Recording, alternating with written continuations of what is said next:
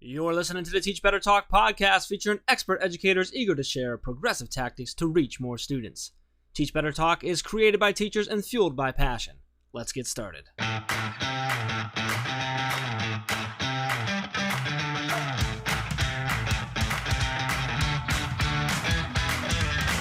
Hey everyone, this is Ray, and I just wanted to pop in with a bonus episode for you. You know, here at Teach Better Talk, we love having teachers on that we can amplify their story and just learn from. And while we have done this for a number of different episodes, we thought we might give you a bonus episode.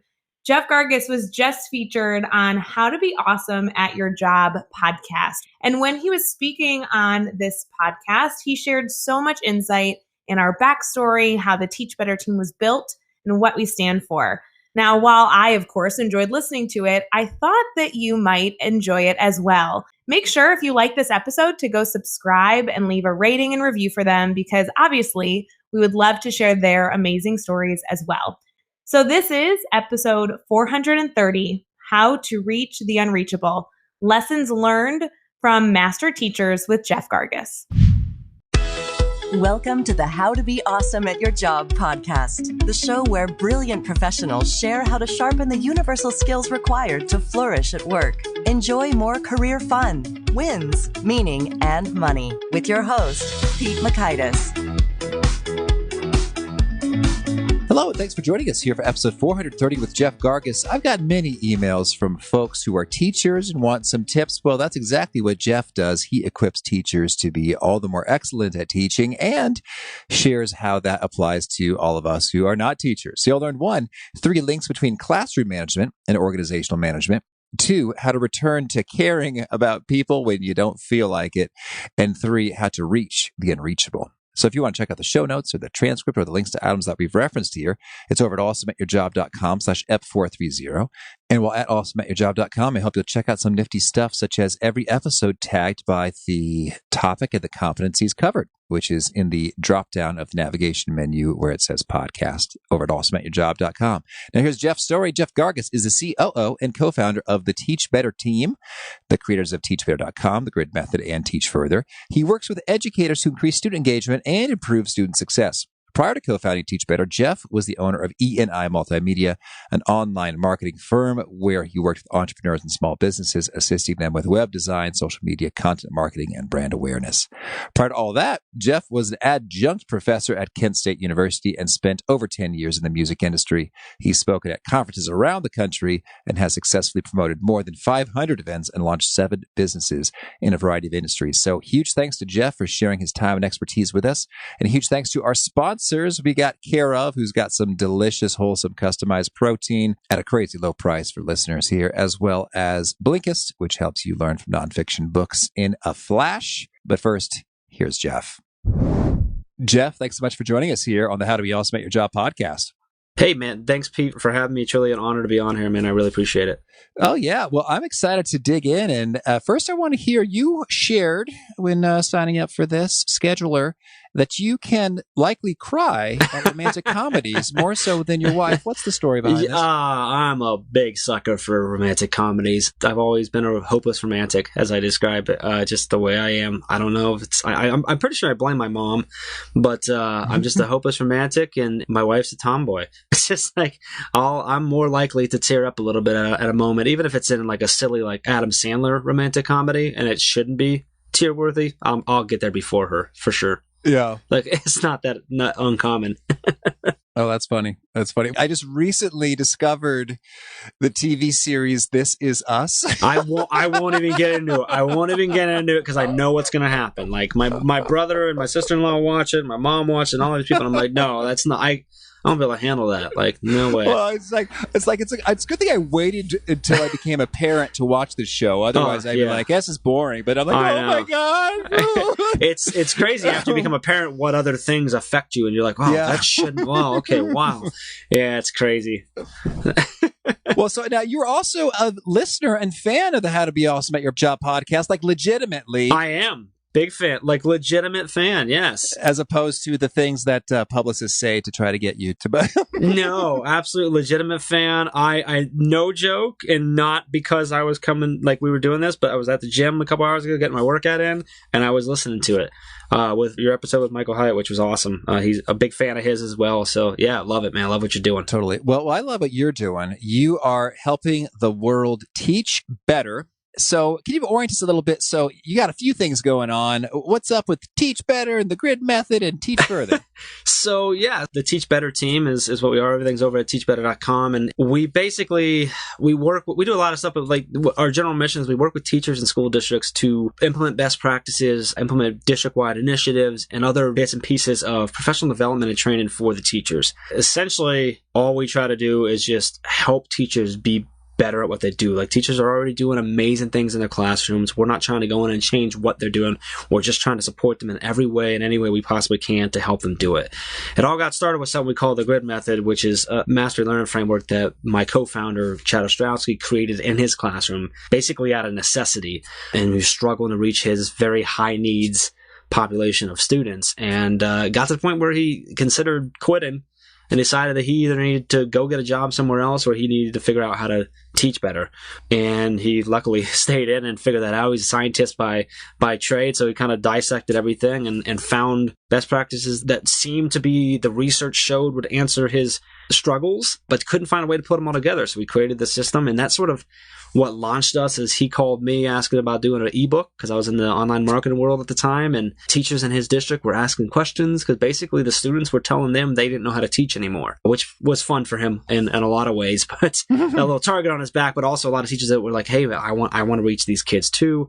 And then I told him, and our team will tell you my famous words were, dude, we're not just doing an ebook. I said, we have to do something different. You've got something here. And apparently I was right, because now we train with schools all over the country, and it's growing, and we do a lot more than just the Grid Method now. Teach Further is another model that we have that incorporates classrooms working with community members in mock internships and real life, real purpose situations in all their units. And we do a lot of your just regular best practices and stuff. I'm one of the co-founders, and I work as our chief operating officer. We're a small business with a small team, so I really operate also as our chief marketing officer, CFO, HR manager, and just about anything else you can think of. We all wear a lot of hats, but really what I try to do is just work to make sure that we're doing everything we can to first take care of our team.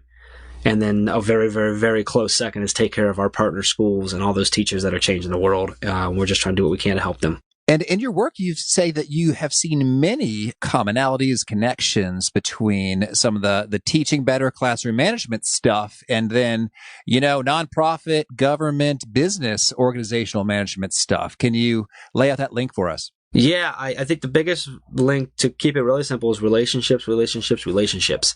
And then environment and culture. So I come from a background in the restaurant industry, managing restaurants, a wide variety of those, also in the entertainment industry for a little while. And I've been pretty much most of my life, ever since when I got my first job and was able to get promoted to a shift level management. I've been in management my entire life in a supervisor role, and now with our team, it's a little bit different, but so many commonalities there. And then Chad and I started seeing all these connections between like how we needed to build things and run things in our business, and the connections they had to the management in the classroom. And one of the biggest things we saw was like this need for strong foundational relationships and building the right environment, the right culture. So like whether you're in a classroom, a restaurant, entertainment company, marketing firm, insurance agency, whatever it is, you need to build a culture of trust, of positivity, and to build that synergy. And you need that environment that promotes growth, that promotes passion, that promotes excitement around what you're trying to do. And in order to do all that, you've got to build the relationships first. Whether that's building relationships with your students to understand where they're at, what they need, and how to reach them, or if it's working with that new employee or that struggling employee and building that. And from an employee standpoint, if I'm on a team, understanding that I'm also a massive part of building that culture and building that environment, and how I interact with my colleagues, how I interact with my supervisors, and how do I build those relationships so that I can understand how do I do my job the best I can to make my supervisor's job easier, because that's going to make my life easier, and so on and so forth. So it all comes down, in my mind, it all comes down to those relationships. It's the foundation of everything. Okay, so intriguing. Relationships. Can you maybe paint a picture for us? So what does it look like for those world-class teachers? I guess you're going to say relationships, but what does that look like in practice in terms of what are they doing? What are the key differentiators that these rock stars who are getting huge student learning attainment gains, test scores, improvements, rocking out, versus the rest of teachers who are kind of, getting by, doing okay? What are the things that they're doing differently? How are they working their relationships or classroom behaviors in a different way? Yeah, man, the relationships are a huge piece of that, because any kind of management system you put in place in your classroom, any kind of new technology or awesome new innovative type of experience or anything like that you bring, lesson plan that you bring in, it's going to fall apart if you don't have the relationships to build on that. The same thing is, I can have the best business plan in the world, but if my team just can't operate because there's no relationship, there's no culture there's no environment, it's not going to work. But I think on top of that, these teachers that we see that are just amazing like that, they just have a refusal to quit. They refuse to quit. We call it the teach better mindset. It's this relentless pursuit of better. It's not perfect. It's never going to be perfect. It's just better. Better today than you were yesterday. Better tomorrow than you were today. That's what we preach on. And it's never this, hey, we want to change everything you do. And hey, it's you got to fix everything, or you're not good. It's you can always be better. And the champions that we see, these teachers that are doing amazing things, is they always look every day, they're reflecting, they're self-aware, and they're always thinking, what can I do to be better? How can I reach more kids? It's never enough until I'm reaching 110% of them, right? So I think the teachers that refuse to accept anything but the best for their students, and who go above and beyond every single day to do whatever it is that they need to do to support those kids. And if you think about it, they're spending their days just pouring love into other people's kids. I mean, those are world changers. Like, they dedicate so much to it. And I think it's really just that refusal to accept anything. And they're willing to take risk and put themselves on the line and challenge themselves every single day, every single second of every day, to do better and be better for the kids. Those are the ones that are really making those differences. All right, that's awesome. Maybe you could share a story in terms of a teacher who's really just doing that great. So I just sort of get a sense for build relationships and never quit. What does that look like in practice? I can think of a lot of stories, but so I'll paint, it's slightly more general, but it's the teacher that you mentioned that's already doing pretty well, right? So I'll talk about Ray Hewer, who's she's on our team, but she's also a phenomenal teacher, which is why we tricked her into working with us. So Ray was a good teacher. She was doing well. She did well on her observations. She was reaching most of her students. They did well. The bell curve looked like it should. The average kid was doing well. And she could have easily skated by and been okay, and just probably had a good career, probably worked her way up to, maybe being a principal one day. She was going to go back and get her license in. She's got the personality and the charisma to where she could have easily got into an admin position and probably, had a nice career. But early on, she decided she was not okay with being okay. And she looked and she said, my kids are engaged, but are they as engaged as they possibly can be? My kids are doing well, but are they doing as well as they absolutely can be? I'm reaching most of my kids, but am I really okay with most of my kids? Does any teacher wake up and say, man, I hope I hit some of my kids today? That'd be great. No, I wake up and I say, I want to have every single one of my kids grow today. And I think it was that passion in her. And then, again, that's refusal to quit. But the way she did it, she said, this isn't working. I've got a lot of great pieces, but I need other pieces. She actually developed our Teach Further model. She's the one who, that was one of the things that caught her eyes. And she said, how can I take what I'm doing, these fun activities, and really make sure that I'm not just putting in fluff? Ray's biggest thing is fluff is not enough. And by fluff, I mean, it's really, it's easy to, not easy, but it's easier to create a classroom that looks really cool on Instagram, that looks really fun and engaging. But if there's no purpose underneath it, there's no connection to what they actually need to learn in the real world application of what they're learning in your classroom, it's just fluff. It's not actually doing much other than just being fun for Instagram. And so she said, how can I do that? How can I make these connections? And then she started reaching out and calling companies, businesses, saying, I have this idea. I'm wondering if you'd take this crazy journey with me.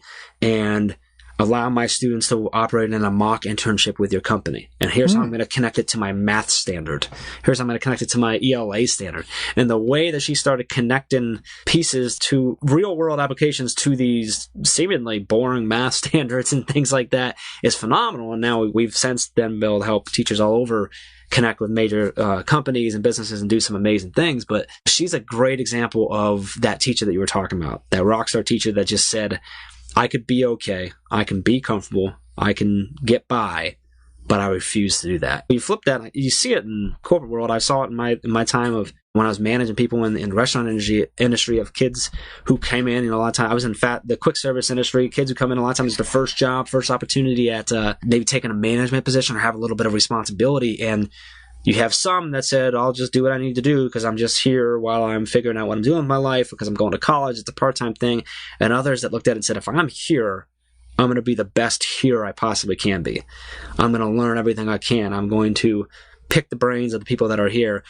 And maybe I'll end up in this place forever and I'll retire here, or at the very least, I'm going to take it and make sure I get the most out of this experience so that when I go into the next part of my journey, my life, I can be the best I can be there. And I think that's the same thing when it comes to any industry you're in, any job you're in. It's this refusal to just settle for being okay. I mean, we spend, more than 60% of our lives at our jobs. So if you're just being okay, that means you're just being okay for the majority of your life. I don't know. I'm not okay with that, but... Okay, so I'm hearing you there. So it starts with having a higher standard, a higher bar in terms of, okay, we're going to be the best we possibly can. We refuse to quit. So once you've got that commitment, that fire in play, let's talk about this relationship stuff. So how does one go about forging great relationships? It's a couple things. So biggest thing with me is I think it's Karen. It's actually Karen though. I have this thing that I talk about a lot where some people do things because the book tells them to. And by the book, I mean the manual or the best practice or the person who says this is how you should do your job or whatever. And there's some people that do it because they actually care. A really simplified answer is in a restaurant where an elderly couple is at a table and you go to have a conversation with them. The difference between going there because, well, that's good customer service and our manual says we should focus on customer service versus I'm going there because just possibly those are grandparents who haven't seen their grandson who's about my age in a long time, and I can give them a little glimpse and reminder of that grandson they haven't seen for a while. I can have a conversation with them and brighten their day. Those are very big differences. And the same thing when it comes to building relationships with your employees, with your colleagues, with your students. It's actually Karen, and it's not, I'm doing this because it's going to better me and make my life better, even though it will, but it's focusing on how can I help make your day better? How can I actually learn because I actually want to help you? I think in the more tactical piece, it's actually fairly simple. Chad Ostrowski says it all the time, is have 1,000 conversations about nothing. Like truly get to understand in that person, dig down and figure out what they're actually about, like, and build that. You talk about like authentic relationships. Authentic relationships isn't Pete likes to be rewarded at work. It's no, why does Pete like that? What is the actual reason behind that? What's going on in Pete's real life that connects him? Why is recognition at work so valuable to him? So that I can truly understand what truly drives you. And I think work with teachers on that. The teachers that truly understand what their students need and what drives them and each individual student, they're the ones that reach them. They build those relationships and that student wants to work for them. And I think that's the biggest piece of that is truly actually Karen, and then having those conversations to dig down and actually understand those people. Well, no, that's intriguing. When it comes to the actually caring part, I'd love to get your take. Like if you don't actually care on a given day because you're tired, you're stressed, you're overworked, you got so many distractions, whatever your reasons, I'm going to assume you're not just like an evil, hateful person. But on a given day, you don't actually care. Sure. What do you recommend to get back into that zone? So there's, I guess, two parts to that. One is, my thing would be figure out why you don't care that day and see if there's something you can do to fix that. But sometimes there just isn't anything you can do. You try to leave it in your car, you can't, and you just don't have it in you. So then you may still want to practice that because that's still important to your role, but also to that person. It's important for them to, because you still need to understand them. So you still need to dig there. So you may have to practice the fact that, hey, today I got to put on a face and I got to make sure that I'm still digging, I'm still building these relationships, I'm still letting them know that I care. But you can't be fake about it. So if you're going to come off fake and they're going to see through it, that's going to ruin a lot of the progress you made. So you may have to kind of take a day off, or maybe it's, hey, it's not quite as many conversations, it's not digging up in as deep. But I think the key to that is figuring out, why don't I care today? How do I fix that? It's one thing to just be down and be like, hey, I'm not in the mood for conversations. That's understandable. But like actually not caring, you're like, I just don't care about anybody today. Like there's something else going on there in my mind that needs to be addressed first, and figure out like, why am I not feeling this way today? And if I'm feeling that way, is it actually going to be harmful if I try to engage with my colleague or with my student or this way, because I'm putting off some negativity? And so having that self-awareness and reflection on that, I think, is important. And figure out, okay, how do I get back onto it tomorrow so that I can be authentic again and get back into doing what I need to do? And I like the example you brought about with the waiter or waitress, in terms of, hey, these grandparents may not have seen a really young person in a while, and so this could mean that for them. So that seems to be a little bit of the formula with regard to, I am put myself in their shoes and recognizing how the thing I'm doing here can make a world of a difference. And for teachers, that's huge. Like, hey, what happens here can set the stage for whether learning and growth and development are headed to, I know, college or career or interesting fulfillment jobs, or a much less pleasant, life trajectory for folks. So that's that, as well as medicine. But I think that some of the other fields, I think, can require a little bit of thought at times to zero in on who is it that we're serving, and how is what I'm doing today potentially going to be transformationally amazing for them. Yeah, absolutely. I think it's important to understand, who you're serving, regardless of what industry you're in, and what kind of engagement can help whatever it is that they're coming to you for. And I mean, obviously in the hospitality industry, it's a lot of that communication and being friendly, and because you never know what kind of day they're having. And if you can put a smile on their face, that might be the first time all day. Same thing in the classroom. It's like, you don't know. It takes so long to figure out, what are those kids coming to school with? What else do they have? What other things are they carrying emotionally? And you might be the only person in the world that's showing them love for the day. That's showing them that you care for the day. Like, that's massive. The same can be said for your employee or your boss or your colleague. Like, everyone's got something going on, right? And you don't know if the guy in the cubicle next to you or the girl down the hall in the other office is struggling with something. And just a simple, quick smile, a hello, a how are you, actual, authentic, I care, I actually am asking you, I want to know, how are you doing today? What's going on? Like, that can make the world of a difference to somebody. And if you have a culture in your small business, big, large business, whatever, that has that, and everyone's feeling that way, like, the opportunity for negativity to seep in is far less, which is beneficial for everybody. I like what you said about the difference a smile can make. It reminds me, one time, just a few months ago, I was in church and there was someone who just smiling, completely and thoroughly. And I was like, wow. Well, hi, that feels really good. and then I realized that she was looking at my baby. Oh, there you go. That'll do it, right? I guess puts you in a good mood. Oh, sure. If he's looking adorable. But I was like, oh, wow, it's pretty rare that you actually get what feels like a genuine, authentic, full-on smile. Like, I'm enjoying seeing you.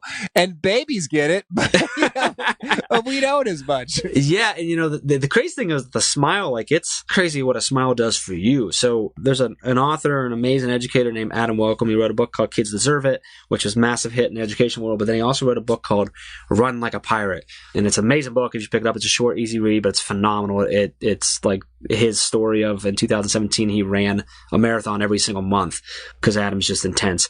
But in the book, he talks about, one of his tactics for sort of getting through that mental game of running, and I'm a runner, this is why it's big for me, but it's to just smile. And it's funny, when I run now, if I feel like I'm having a hard time getting over the mental hurdle, I will smile. But then what's funny is then I remember the fact that I'm smiling because Adam's book said it, which makes me kind of chuckle. And I smile, and I'm telling you, man, it's like a whole nother level. It just does something to you. It's crazy. So if you can give someone a smile, maybe they give you a smile back, and now you get your authentic smile to yourself. It's going to warm your soul and their soul. I'm a huge fan of that. If you walk around, we so often as humans just do anything we can to avoid contact or avoid eye contact, right? We look down, we just don't do anything.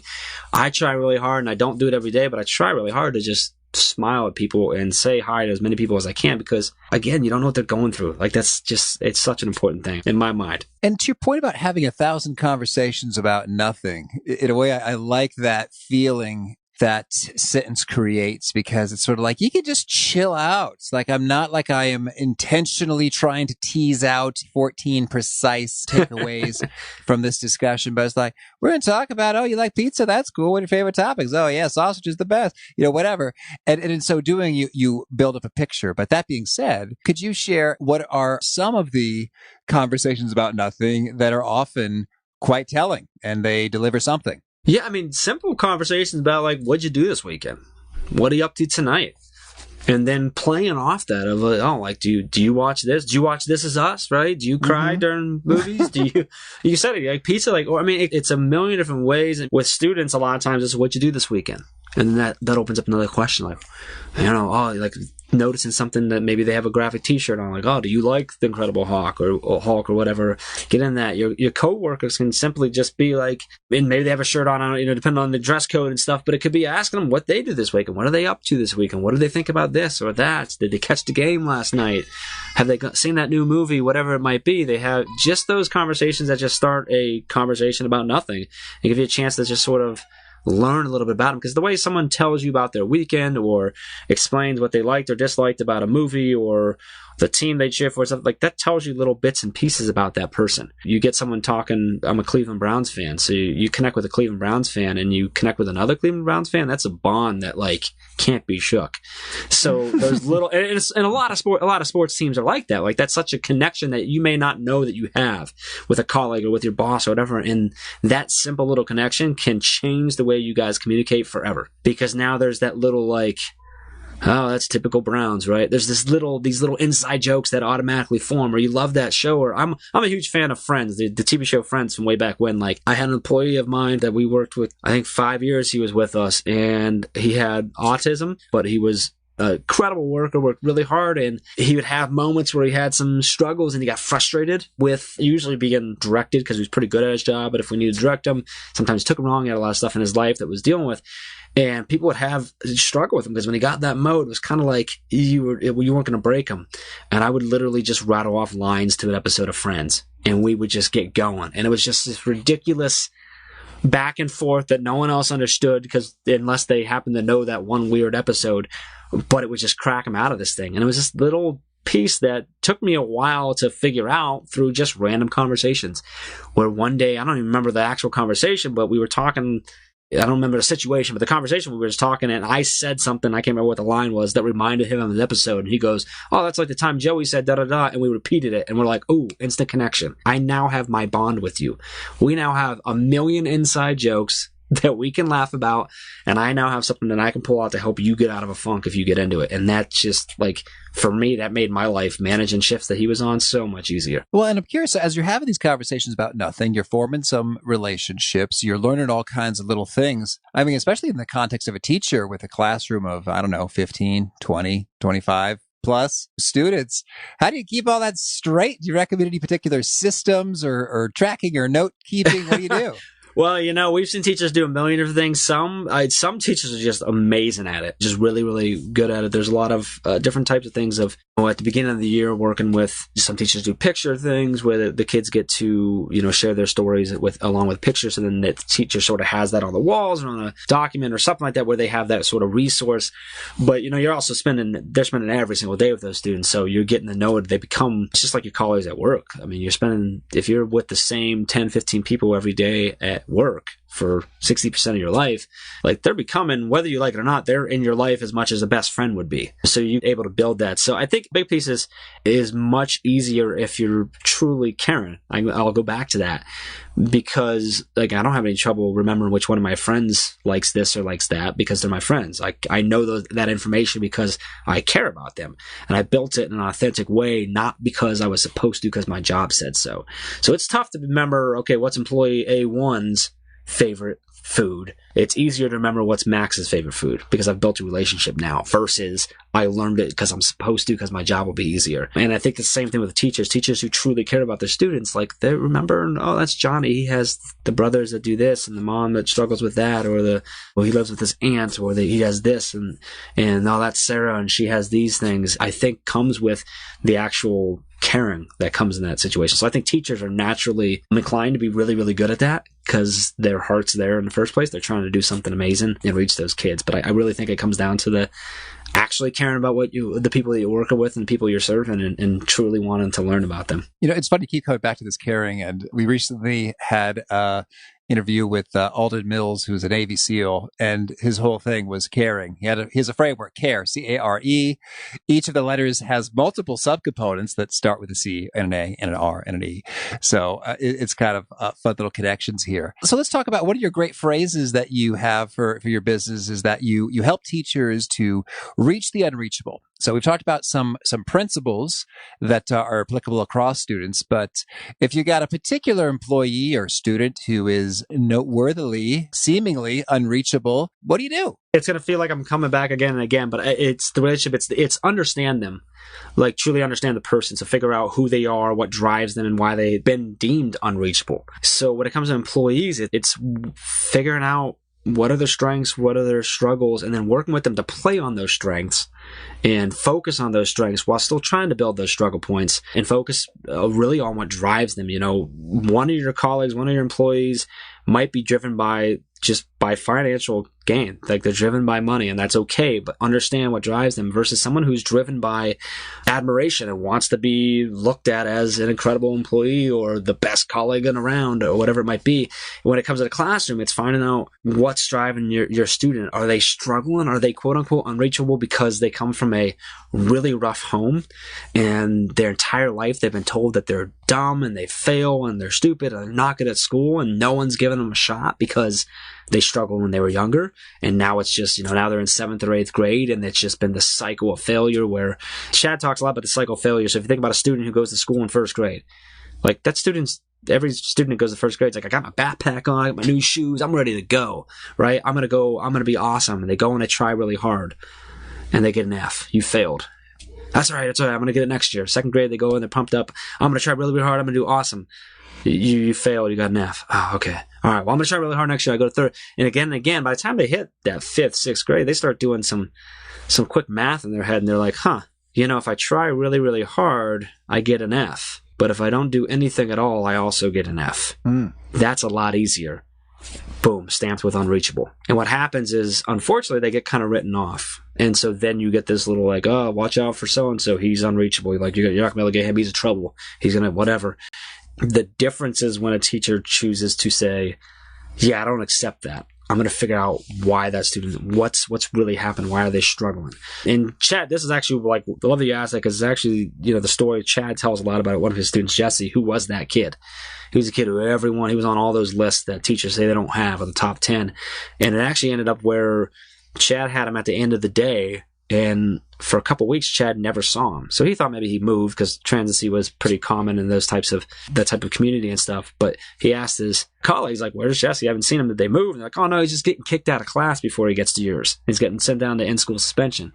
So Chad asked if he could go get him, worked out a deal with his principal and stuff, and actually started going to get him because he had built a relationship with Jesse, and he knew, look, this kid's just been struggling his whole life. He's never had anyone tell him that he was worth it. The long story short is that Chad was able to connect with him because Chad started to understand that if Jesse had some time to work through things a little bit and had opportunity to fail a few times and try again without being told I'm dumb, because a lot of times when students get to a certain point, they get that F or that D, their mind goes up, I'm stupid. I'm not good. I don't do well at school. I'm not good at school.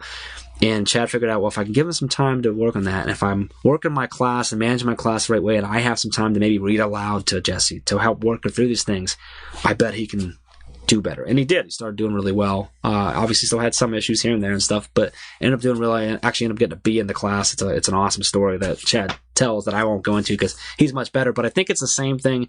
I think about the employee I was just talking about. It's a similar thing. Like when he got into those modes, it was just like, well, here he goes again. Like, and he's just written off. Like, you can't get to him. And this isn't to say that I'm anything special or anything, but I was able to find a way to connect with him to get him out of that. He went from being unreachable to reachable, and now, boom, he was back to doing his job well. And so I think that goes for whether it's an employee, whether it's your colleague, whatever it is, like, everyone's got something going on. It all comes back to this getting to know that person and truly understanding them and figuring out, okay, what drives them, like, and then also what takes them to this spot where they're quote unquote unreachable, and then what can I do to get them out of that? Like, you don't need to be a boss to be the person that gets an employee out of a funk. Sometimes the best person to do that is a colleague, right? And it's just like sometimes it takes another student to do it, but I think it's really focusing on understanding that person and what drives them, what they need at that time. Okay. Well, I'd also love to get your take when it comes to teaching and the actual delivery of learning content. What are some of the key principles that make communication engaging versus kind of lame and boring and not so engaging? I think this goes the same. This carries over. This is one of the things that we see that carries over both in the classroom and all other industries when it comes to training and teaching and redirecting, all this type of thing is focusing on the why. So why am I teaching you this content? Why do you need to know that? And it's the same why as like, why do we do this or that in this particular way in this company? Like, you can choose to just say, because I'm the boss and I said so, because I'm the teacher and I said you have to do this, and this is how we've always done it. Or you can go beyond just barking orders and show them why it needs to be done. So I talked about Ray earlier and the Teach Further model, and that's one of the big things is we're going beyond just the, hey, let's just do this because the state says we have to hit these standards. But let's actually focus on, why do you need to know this? Like, why do you need to understand math for the real world? Like, why do you have to understand this concept? Why is understanding history important? Why should you learn coding? Like, what are you going to do with your life? And let's connect this, and let me show you how this is connected to real world applications. They can do it. One of the awesome things about the Teach Further model is there's a piece of that at the end of every lesson or every unit, where we're actually teachers are sending home what we call a planning for the future page, which is to the parents or the stakeholders, whoever it is, the guardians, that says, this is what we learned. This is the state standard to hit. This is how we did it. Here's some of the things that your students showed that means that maybe they would be interested in a couple of these fields. And by the way, if they are interested in these fields, here's the type of education they may need to do after high school. And we're doing this at 6th grade levels, at 5th grade levels, at 8th grade levels, way before they get to even before they get to high school, because they need to be understanding that early on so they can apply all the stuff that they're learning through the rest of their school into real life things. And it's the same thing when you're in the business world and you're training employees and stuff. It's like, I can tell you just do that because that's how you're supposed to do it because the rule book says it, or I can explain to you why the rule book says it. Why have we determined that the way of doing this thing or that thing is the best? And how does that affect everything else that happens? Because what I'm essentially doing is saying, hey, this is why your job's important. Why your role in this company is important. Because if you do this like this, this is what happens, and it ends up doing this for our customers. If you don't, here's how it bottlenecks or falls down, and we don't get there. And so that's a way that I think takes it from even the person who goes, man, my job's I just do these numbers and da-da-da-da-da, whatever. But it's not. It's like, if you don't do those numbers, then X, Y, Z doesn't happen, and somewhere down the line, it ends up happening that we don't serve our clients. There's an old story, and I don't remember I can't remember who told it originally, where I heard it, but it was an interview they were interviewing a bunch of people at NASA before, like when we were getting ready to launch to the moon, way back when, and they were talking to a janitor, and they asked, like, what do you do? And he said, I'm working to put a man on the moon. And like his understanding that if those halls weren't clean, if the garbage wasn't taken care of, if the labs weren't clean, like that affects the progress of everyone else and could potentially interrupt someone who's trying to make a breakthrough to figure out how do we get to the moon. Like, you can break that down. Like, every little piece of the organization is so important that if you focus on explaining to your team and everyone and to students the same way, like, why is it important that you're doing what you're doing and the way you're doing it, and we're learning these things? How does that affect the outcome? How does that positively impact what we're trying to do? I think that's how you get there. Well, and I really dig that because you unpack the explanation of a why on a few dimensions, which I think is great. One is, historically, this is what we've discovered and how we ended up here, and the formulation of it is the way it is for this reason. And then this is what happens if you do it, and this is what happens if you don't. And so then that paints a picture like, well, shoot, this is pretty important. Like, I matter. Yeah, and that's the key, right? I matter, because who's going to work harder? Someone who just thinks they push papers, or someone who thinks these papers matter? Like that person who thinks the papers matter. If you're a manager listening or a supervisor listening, one of the other little side effects that this does, and you may not like it, but you should like it, is that if you're explaining to people why you do things a certain way, it opens up the door for them to recommend other ways. And sometimes as managers and owners and whatever, we don't want to hear it. But it's really important to close your mouth on that and listen, because they may have something you never thought of, because they're at the ground level, and that's crucial. And it's just, and we see it in classrooms too, where if you're explaining to students why do they need to understand that, they'll come up with other reasons. They'll be like, oh, or because X, Y, Z, and you're like, I didn't even think of that connection. Also that, thank you. I'm going to throw that in my next time I talk to a student. But it's the same thing in a company, like saying like, hey, this is why we do it. And they're like, oh, that's great. Why don't we do it like this? And you're like, oh, we probably should. Let's change that. Like, it's powerful in so many different levels. That's good. That's real nice. Well, so we hit the grid method a couple times in terms of little references, but I just can't help myself. When I hear grid method, I'm already visualizing a grid, and I got to know, what does it consist of, and how might it be applied to folks learning and growing and developing in a grown-up work context? Yeah, so what the grid method is a framework for utilizing mastery learning in classrooms. So when I say mastery learning, there's a lot that could go into that, but in general, it's a shift from standing at the front of the classroom, delivering content to all the students all at the same time and expecting them to move all at the same time, to shifting to mastery learning, which is where students are moving at their own pace and only moving on as they master the content, as they master certain pieces of it. And a lot of organizations already do a similar version of mastery learning, where you're in a training program and you have to master a certain level of skill or understanding before you can move on to the next. I think the difference is, and the focus is, the speed at which. In education and in a lot of businesses, we set a certain timetable and we say, well, it should take you 2 weeks to learn this. And if you don't learn it in 2 weeks, I guess you're just not good enough for it. Or in classrooms, it's if you don't lose it in 2 weeks, too bad, like you fail, we're moving on, right? If you don't understand 2 + 2, we're moving on to 2 × 2, and you're just never going to get it at all, ever. And I think the biggest thing is that individuality, because we need to understand that we all, one, learn differently, and two, learn at different speeds. So if you think about it, a real great way to break it down is like, think about you have a couple kids at home, correct? That's right. Okay, so when you were teaching them to walk, or maybe you're doing it right now, you probably did it like most people, where you stood them up and they fell a lot, they crawled, then they fell, and then they started using the whatever they could grab onto, right, your leg or the furniture or whatever, and then eventually they figured it out. Now they run around like crazy if they're like my kids. Mm-hmm. But what if I told you that the way I did with my kids is I took my son Jonathan, I said, all right, man, we're going to do this, we're going to practice for 2 weeks. And then we're going to work on it. I'm going to work with you. You're going to fall and everything like this. And then at the end of 2 weeks, I said, all right, Jonathan, here's what we're going to do. You stand there.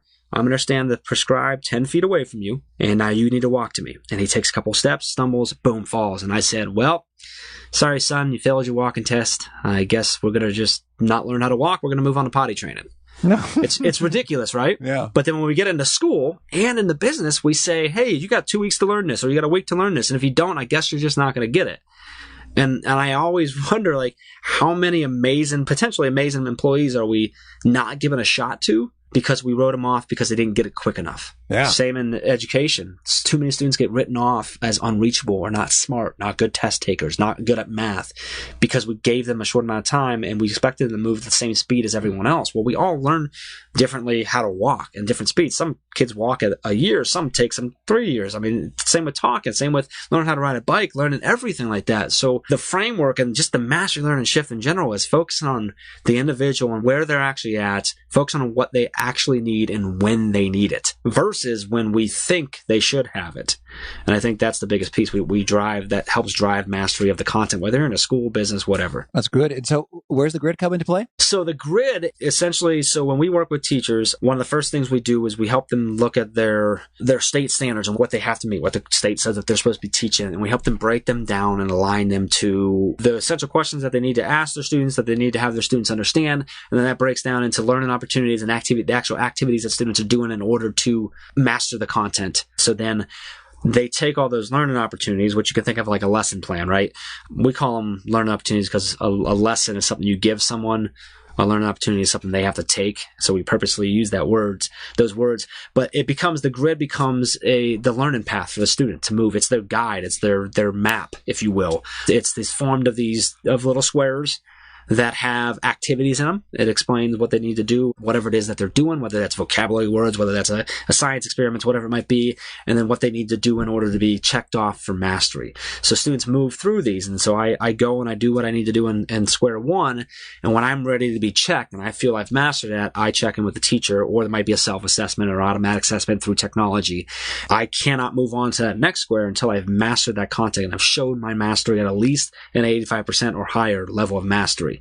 And then I move on. So the grid, if you can visualize, is just a piece of paper with levels, 5 different levels of those squares. And as students start from the bottom, they build that foundational level knowledge. As they move up, the depth of knowledge that's required, the level of mastery that's required grows. So there's fewer boxes because there's fewer activities because they're a little more in depth as they move on.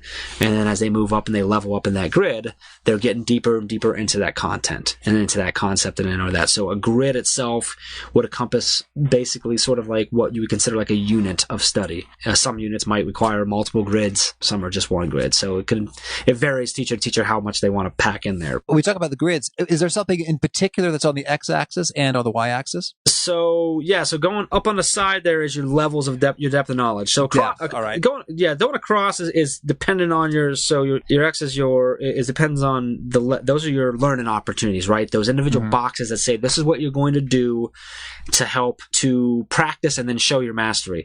Along the moving upwards is their levels. So when I say depth of knowledge, we're referring to, we build it off of it's called Webb's depth of knowledge, and there's levels, and it's moving up. It's the level of understanding. So as they move up, those levels are showing the level of understanding they're at. Now, most, there's actually 4 levels in Webb's. We do 5 levels because we put like an independent exploration up top for those students that just excel and blow through it so that once they master content, they can go have fun with it and learn more about it. Most standards are written in that 2, 3, sometimes 4 range, typically the 2, 3 range. So most of your students are going to end up around that level, but you have students that are moving all at the same or at different paces based on what they need.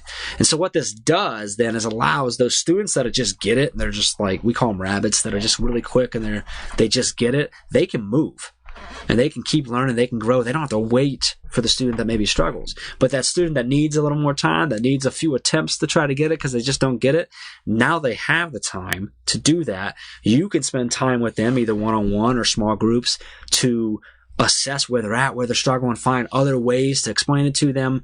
Also, side note, build those relationships really nice there and stuff and move on. So, because what you'll find is most students struggle because one of 2 reasons. Either one, they already get it and they're bored. And so they just check out of your class. And a lot of times that leads to problems. That's where you have like these extremely gifted students that are really intelligent, but they cause problems. They're just bored. They're like, why am I learning this? I already know it. I don't need to do this. This is a waste of my time. Or you have the student that's just struggling because maybe they've struggled. They have trouble with reading. So like just basic, simple vocabulary work is really tough for them. And they're struggling because they're getting yanked along. And it's like, oh, you don't know 2 + 2. So we're moving on, right? Now I'm frustrated because I don't get it. So now I'm lost forever. And it's just been a cycle. So by folks giving everyone the time they need, you're hitting that top level and all the way down to the bottom level of students getting what they need. And they're allowed to move on when they need to move on, but they can take a little more time when they need a little more time. So, and then, there's a lot of pieces that go along with that on how to manage that and stuff. And that's where a lot of our training comes into, is like, all right, how we created a grid, but then also how does this work in my classroom? Because it can be a little scary to think of 20, 30 students all moving and doing different things at different times. And that's a big mindset shift for a lot of teachers. Cool. Well, tell me, Jeff, anything else you want to make sure to mention before we shift gears and hear about some of your favorite things? Let's go. Jeff's talking a lot about actually caring, and I recommend you also actually take care of yourself. And our sponsor, Care Of, helps you do just that in many great ways. And something I've been digging from them lately is their protein supplements. Care Of provides personalized protein, so personalized, in fact, that you even put your name on the protein tub. They've got wholesome, clean ingredients, whether that comes from free-range grass-fed cows or vegan plant protein made of organic peas, hemp seeds, and pumpkin seeds. When I take it, it genuinely tastes more like real food than other protein powders I've tried, which I appreciate. And my wife appreciates that it's free of soy. My pea protein, fun fact, is also free of milk, eggs, peanuts, fish, shellfish, and wheat. That's a lot of stuff it's free of. I find the protein supplementation super handy when I want to make a meal a little bit more filling. I'm not quite full yet, but I should probably stop eating. Oh, a quick little protein shake is nice. Or to provide a quality snack super quick without having to think at all. Just, put it in and shake, and there you go. For 50% off of your first Care of order, you can go to takecareof.com and enter the promo code BEAWESOME50 at checkout. That's spelled BEAWESOME, number 50 at checkout. So to get that 50% off, you visit takecareof.com and enter the promo code BEAWESOME50 at checkout. I also want to give a huge shout out to something that helps me when I'm in student mode, which is every day, and that's Blinkist. Blinkist is the only app that takes the best key takeaways, the need to know tidbits of information from thousands of nonfiction books, and then condenses them down into just 15 minutes so you can read or listen to them so fast. Blinkist is made for busy people like you who want to get to the main points of a book quickly without reading the whole book. And I also love using it as a means of sampling books to see if I love it enough to go ahead and invest the time to read the whole darn thing, or if I could just be content to have that quick 15-minute summary and move on to the next. With their audio feature, Blinkist makes it easy to finish even 4 whole books a day while you're just on the go commuting and walking around taking care of business. They got a massive and growing library, including things like self-help, business, health, and history books. And I particularly enjoy listening to Blinkist as I'm winding down to fall asleep. It gives my brain a little interesting tickle, but doesn't zap my eyeballs with engaging blue light, which could make it harder to fall asleep and have a suboptimal slumber session. You could also get Blinkist summaries from many of our current and future guests. They got David Allen of Getting Things Done. They got The One Thing by Gary Papasan, and a whole lot more. So for a limited time, Blinkist has a special offer for us. If you go to Blinkist.com/awesome, you can start your free 7-day trial. That's Blinkist, spelled BLINKIST.com/awesome for a free 7-day trial. How about a favorite quote, something you find inspiring? But it's some people dream of success, others wake up and work hard at it. And I think that's true no matter where you're at in your life. And how about a favorite study or experiment or bit of research? So I don't do a lot of studies, but there's one that I found a while back. I don't know what it is. It's from the University of California, Berkeley. And it was just a study on happiness, like what is happiness? And the biggest thing that I'll refer back to it every now and then, but really just sort of the summary of it and the fact that like happiness isn't about money or things. It's about fulfillment. It's not about what others think. It's not about keeping up with the Joneses and stuff like that. It's about what you need and what's important to you. And, for a long time, I felt like I needed to be like a certain person, a certain level of success, make a certain amount of money, do certain things, whatever. But all I really needed was to find something that I love doing and that I'm good at and that I find a purpose in. And I think I just love that about happiness. And how about a favorite book? The Go-Giver. Bob Burg. It's one of my all-time favorite. I love it. I have quotes. I have to find that episode. I got to dig through that episode. I actually have massive final prints of the laws all over my walls. Live by them. So. And how about a favorite tool? Something that helps you be awesome at your job. I live and die in Basecamp. We use it as our project management. I use it as self-reminders, project management. Our team lives in it. We're all virtual, so that's massive for us. And then I also use an app on my phone called the 5-Minute Journal. That's really just a morning sort of gratitude and self-awareness, and then a evening reflection that just sets me up for the day and allows me to reflect every day. Love it. And a favorite habit? Favorite habit?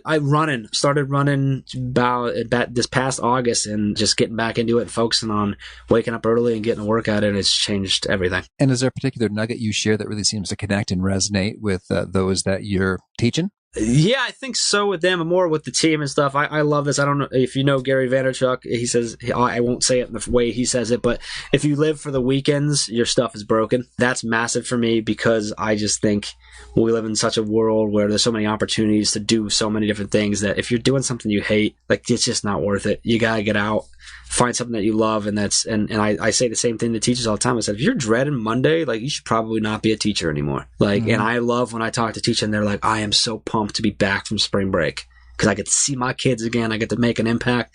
And I'm like that too. Like I'm pumped for Mondays every Monday. Like even when it's stressful and it's crazy, like we're a small business, we're growing, like it's stressful pretty much every day, but I love it. And I just think if you're just dying on Monday already for it to be Friday night, man, like something's broken, you got to fix it. And Jeff, if folks want to learn more, get in touch, where'd you point them? Twitter. Big on Twitter. Love Twitter. I'm on there all the time. I'm at Jeff Gargas. I'm on Instagram too at _Jeff Gargas, or just reach out to us at teachbetter.com. And you can literally email me at jeff@teachbetter.com. I love building connections and chat with people and just figuring out if there's any way that I can help. And do you have a final challenge or call to action for folks seeking to be awesome at their jobs? I think take some time to get really, really self-aware. Get rid of all the nonsense and like the BS and what other people say. Take time to figure out what you love, or what you don't love, what you're good at and what you struggle with. Really think about it. Clear out all that other junk, everybody else's voices. Forget like the expectations that people have for you, the criticism, the negativity, all that stuff. Like just focus on like the real you. Be you. When you do that, you have no reason to like make it up and trying to put on a show. It's just for you. Like, what are you awesome at? What do I love doing? Go do that. Figure out, how do I play on my strengths? How do I surround myself with people who are awesome at what I'm not, so that I can be awesome at what I need to be? And just like what that means, going to work for someone, joining a team, building a team to fill your gaps, whatever it is. Like, no one can be as awesome at the things you do as you are. So go find out what that is, do it, and just love your life. It's not worth not doing that. Awesome. Well, Jeff, this has been a treat. Good luck in all you're doing and helping folks teach better. I appreciate it, Pete. This has been awesome. Thank you. I really liked the point that he came back to again and again. Jeff talked about actually caring. I've going to hear that in my mind numerous times. Actually caring. No G. That sticks. The Jeff flavor. Actually caring. Because it really does make all the difference. Because I've seen a number of, systems, approaches, prescriptive advice for businesses and processes like, ask your people these 3 questions at the beginning or the end of a meeting, or the beginning or the end of the work week in an email. And I get what they're going after. The questions like, hey, what was your high, or what was your low, or what's a challenge that I can help you with? Whatever. Those sorts of things are handy questions that sort of point to being able to serve and care. But if you don't actually care, they ring hollow. And I've seen that fall through in a number of times when that's sort of the fancy intervention the speaker or the consultant offers is just ask these 3 questions. Well, the 3 key questions are not a substitute for actually caring, as Jeff would say. And indeed, they're just a handy means of maybe systematizing or repeating or making more habitual your caring if you have forgotten to do so. So great distinction from Jeff, the stuff that actually makes the difference. Again, the show notes, the transcript, the links to items we've referenced over at awesomeatyourjob.com/F430. And if you haven't already, I hope you'll push subscribe. You'll catch our next guest. It's Sarah Canaday. She is talking about some particular business rules that need to be broken. Hope to catch you there. Peace. Thanks for listening. To get the most out of the show, we recommend 2 key things. First, check out the extra resources at awesomeatyourjob.com. You can find this episode's transcript and links, as well as the perfect episode for your situation. You can search the full text transcripts of hundreds of episodes or explore episodes tagged by topic and competency covered. Second, subscribe to the podcast and get future episodes automatically. You can subscribe by telling Siri and several other smartphones and speakers, subscribe to the How to Be Awesome at Your Job podcast, or by tapping subscribe in your podcast player of choice. If you'd like some extra help figuring out podcasts and how subscriptions work, visit awesomeatyourjob.com/subscribe for guidance. Hope to catch you on the next episode of How to Be Awesome at Your Job. I hope you enjoyed this featured bonus episode on how to be awesome at your job with Jeff Gargis. If you are interested in learning more, obviously go check out their podcast or head over to awesomeatyourjob.com.